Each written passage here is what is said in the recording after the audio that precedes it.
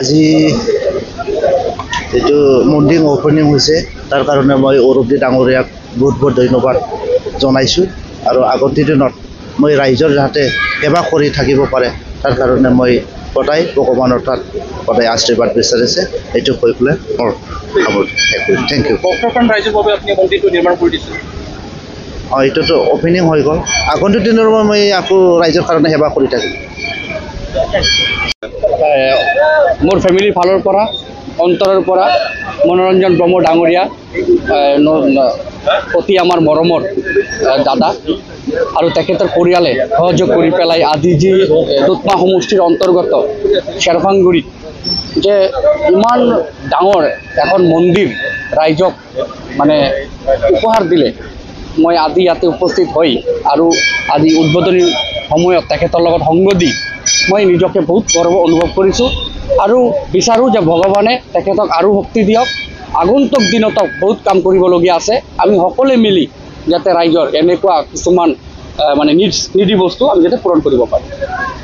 মনোৰঞ্জন ব্ৰহ্ম তেওঁ সম্ভাৱ্য প্ৰাৰ্থী হয়, তেওঁ অনাগত শুনক, আমি এটা কথা জানো যে বৃক্ষ তোমাৰ নাম কি ক'লে পৰিচয়। আজি ইয়াতে প্ৰায় শতাধিক মানুহ ইয়াতে আহিছে, নিজা চকুৰে চাইছে আৰু মনোৰঞ্জন ব্ৰহ্ম ডাঙৰীয়া ৰাইজৰ লগত যে সদায় আগৰ পৰাই আছে, তেওঁ চৰকাৰৰ লগত থাকক নাথাকক, পলিটিকেলভাৱে থাকক নাথাকক, তেওঁ যে সদায় ৰাইজৰ প্ৰতি সঁহাৰি জনাই আহিছে, ৰাইজক যে তেওঁ অন্তৰৰ পৰা মৰম কৰে, তাৰ ফেমিলিয়ে তেখেতৰ যে মানে গিৰিয়েক আমাৰ ৰিৰাম ব্ৰহ্ম ডাঙৰীয়ানী আপোনালোকে জানে যে কিমান ছ'চাইটি NGOৰ কাম চলাই আছে, কিমান মানুহক সহায় কৰি আছে।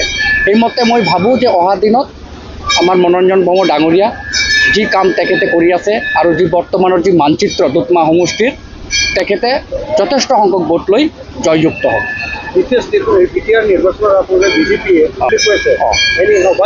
বাই হুক এণ্ড ক্ৰুক মানে আমি সাংগঠনিকভাৱে যেনে কোনো মানে কাৰ্যকৰ্তা মানে ধৰক লেহেমীয়া যি তাৰ দায়িত্ব, কেতিয়াবা ধৰক 6 ঘণ্টা দলৰ কাৰণে দিব লাগিব নিৰ্বাচনৰ সময়ত বা 8 ঘণ্টা দিব লাগিব।